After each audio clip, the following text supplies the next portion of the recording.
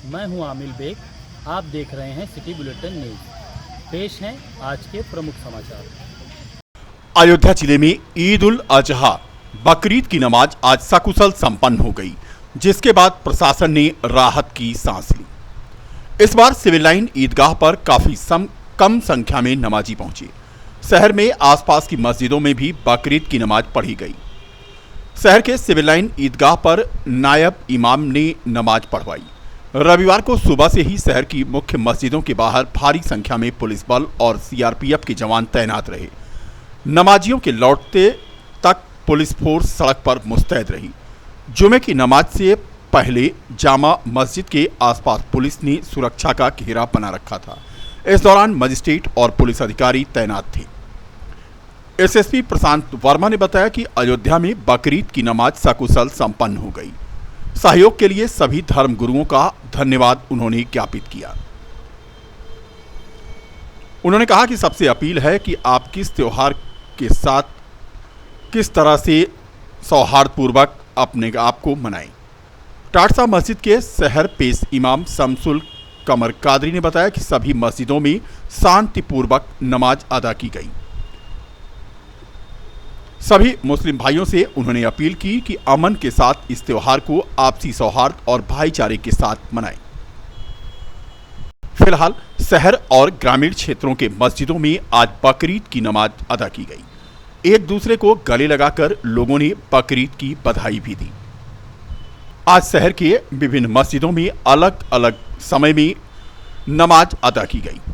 नमाज पूरी तरह से शांतिपूर्वक अदा हुई।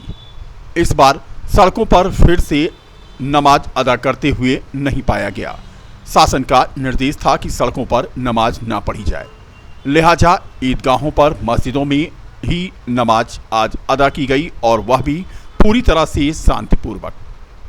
एसएसपी प्रशांत वर्मा ने ईद उल अजहा के अवसर पर जनपद में विभिन्न मस्जिदों पर शांति सुरक्षा एवं कानून व्यवस्था के लिए ड्यूटी पर उपस्थित सुरक्षा कर्मियों का आज जायजा लिया तथा आवश्यक दिशा निर्देश भी उनके द्वारा दिए गए। जनपद भ्रमण के दौरान बकरीद की नमाज के अवसर पर ईदगाह की सुरक्षा व्यवस्था का भी उन्होंने जायजा लिया। धर्मगुरुओं, मस्जिदों के इमाम और मौलाना से मुलाकात कर एसएसपी ने आज वार्ता की और शांति और सौहार्दपूर्ण तरीके से कुल मिलाकर के बकरीद की नमाज आज संपन्न हो गई। सभी ने एक दूसरे को गले लगा करके ईद उल अजहा की बधाई दी। आज ईद उल अजहा का मुबारक दिन है। हम मुसलमानान शहर फैज़ाबाद ईद उल अजहा की नमाज़ पढ़ के बैठे। आपने ये पूछा कि 3 शिफ्टों में नमाज क्यों? क्योंकि ज़िला प्रशासन ने हमसे ये कहा कि हुकूमत उत्तर प्रदेश की ये गाइडलाइन है कि सड़कों पर नमाज न पढ़ी जाए।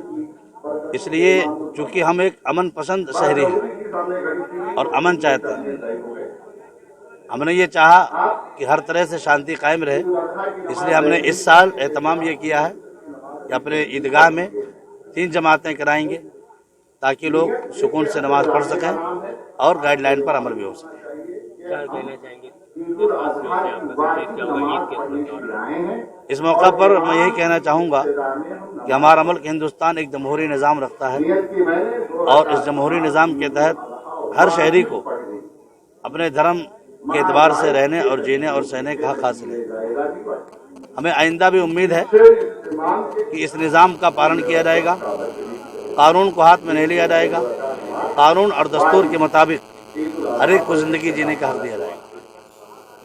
हैं कि जनपद अयोध्या में आज ईद उल अजहा, जिसे बकरीद भी कहा जाता है, उसका पर्व मनाया जा रहा है। इस अवसर पर जो ईदगाह वाली नमाज थी वह सकुशल संपन्न हुई।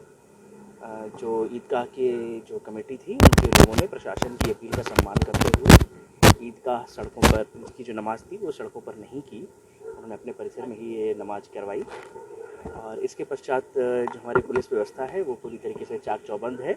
लगातार हम लोग जो है पेट्रोलिंग पे हैं और पूरे एक सुरक्षित वातावरण में सभी धर्मों का, सभी संप्रदायों का सौहार्दपूर्ण वातावरण में सम्मान करते हुए इस पर्व को मनाया जा रहा है। जिस प्रकार से शासन द्वारा दिशा निर्देश दिए गए थे उन सभी का अनुपालन कराया जा रहा है और लोग इसमें पूरी तरीके से इसका पालन कर रहे हैं। जिला सहकारी बैंक लिमिटेड के सभागार में cooperative bank employees union Uttar Pradesh से संबंधित भारतीय मजदूर संघ की हाई पावर कमेटी और 16 जिला सहकारी बैंक यूनिट की बैठक संपन्न हुई। बैठक में प्रदेश के विभिन्न जिलों से आए सहकारी बैंक कर्मचारी यूनियन के पदाधिकारियों ने भाग लिया। इस बैठक में कई महत्वपूर्ण मुद्दों पर चर्चा की गई और निर्णय लिए गए। कोऑपरेटिव बैंक एम्प्लॉइज यूनियन के प्रदेश महामंत्री सुधीर कुमार सिंह ने कहा कि आज विभिन्न जिलों से हमारे कोऑपरेटिव बैंक के कार्यकर्ता और पदाधिकारी इकट्ठा हुए हैं, जिनमें हमारी हाई पावर कमेटी मीटिंग के द्वारा महत्वपूर्ण मुद्दों पर चर्चा की गई, जिसमें प्रमुख रूप से प्रदेश में समान कार्य के बदले समान वेतन की मांग रखी गई और कंप्यूटराइजेशन में हो रहे घोटाले की जांच और डीजीएम के कैडर को समाप्त करने की भी मांग की गई। बैठक में निर्णय लिया गया कि अगर उनकी मांगों पर जल्द समाधान नहीं होता है तो धरना और हड़ताल आदि किया जा सकता है। मांग मेरी 2 साल 3 साल से लगातार चल रही है, मांगे हमारी पूरी नहीं की जा रही है। तो आज की बैठक तो अब निर्णय की बैठक है। आज बैठक में सभी ने निर्णय लिया है कि आंदोलन किया जाएगा।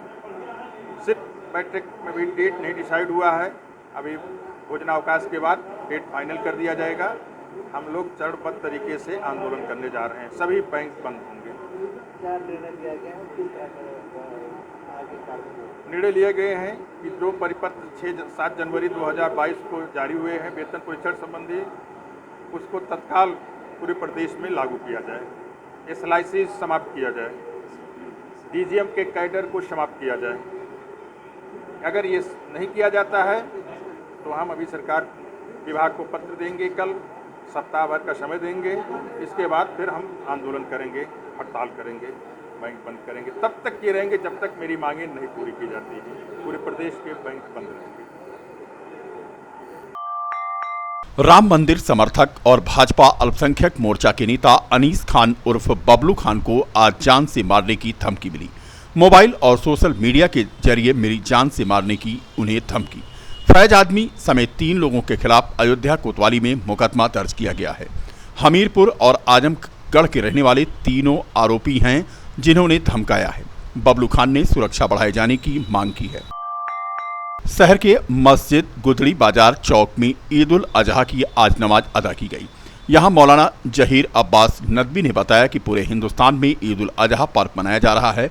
उन्होंने कहा कि हम यही पैगाम देना चाहते हैं कि जिस भी मजहब के लोग हों मिलजुल कर रहें और सौहार्दपूर्ण वातावरण में एक दूसरे के साथ हों। बकरीद की नमाज अल्लाह के फضل से पूरे हिंदुस्तान में हुई।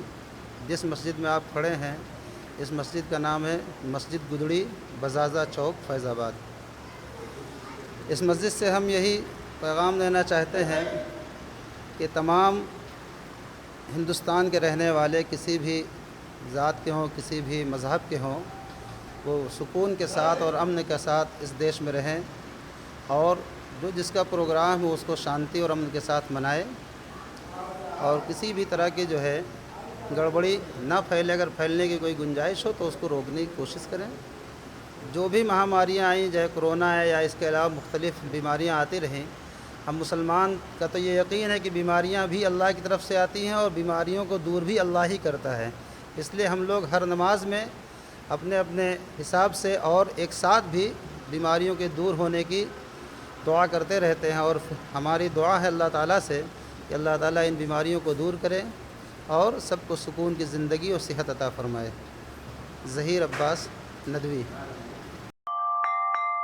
शहर के फतेहगंज चौराहे से अगर आप गुजरते हो तो आपको ये बोर्ड शायद दिखाई न दे, क्योंकि विज्ञापनों के बैनरों ने इसे ढक रखा था। सिटी बुलेटिन की टीम ने आज उसे हटाया तो ये बोर्ड नजर आया। बोर्ड पर आप देख सकते हैं नो एंट्री का समय लिखा हुआ है, सुबह 6 बजे से रात्रि 9 बजे तक नो एंट्री है और नो एंट्री का आदेश भी यहां पर बोर्ड के जरिए लगाया गया है। लेकिन यह तस्वीर बता रही है दिन में 12 बजे। तस्वीरों में आप देख सकते हैं एक ट्रक खड़ी है, वह भी नो एंट्री में। आए दिन फतेहगंज में ट्रकें नो एंट्री का उल्लंघन करके यहां पर माल उतारने के लिए सीधे पहुंच जाती हैं। यातायात पुलिस इस ओर ध्यान देती तो है, लेकिन ड्राइवर से बात करने के बाद उसे पता नहीं क्या हो जाता है कि वह कुछ भी करने से विवश हो जाता है। बाकी चीजें आप समझ सकते हैं। यातायात पुलिस फतेहगंज चौराहे पर होती है, देवकाली की तरफ होती है, चौक में होती है और मकबरा पर भी होती है। बावजूद इसके ट्रकें फतेहगंज में धड़ल्ले से प्रवेश करती हैं और वो भी नो एंट्री के टाइम में। अब बात करते हैं हम ई रिक्शा की। जाम का झाम शहर में, जिसका मुख्य कारण अब ई रिक्शा बनता जा रहा है। फतेहगंज से मकबरा या फतेहगंज से चौक या फतेहगंज से रिकाबगंज की ओर अगर आपको आना है तो ये मान के चलिए कि आप जाम में जरूर फंसेंगे। बेतरतीब खड़े वाहन, बढ़ाकर लगाई गई दुकानें और किसी प्रकार का कोई यातायात नियम लागू ना होना इसका सीधा कारण है। एक तो नो एंट्री में खड़ी बड़ी गाड़ियां, ऊपर से ई रिक्शे, साथ में बढ़ाकर लगाई गई दुकानें और बेतरतीब तरीके से सड़कों पर ही खड़े वाहन, वो भी दुकानों के सामने, यानी पार्किंग जैसी कोई सुविधा नहीं।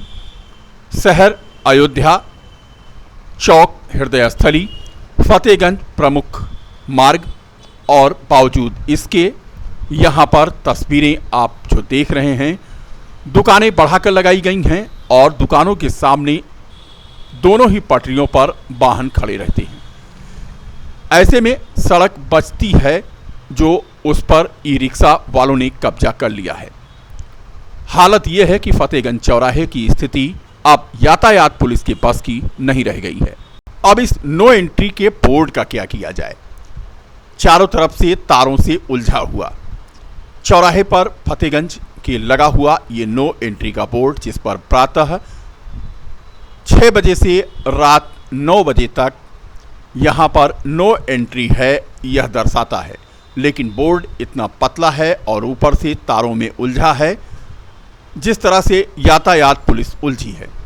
देखना यह है कि क्या यहाँ की यातायात व्यवस्था सुधरती है या इसी बोर्ड की तरह एक कोने में वो लोगों को मुंह चिढ़ाती है।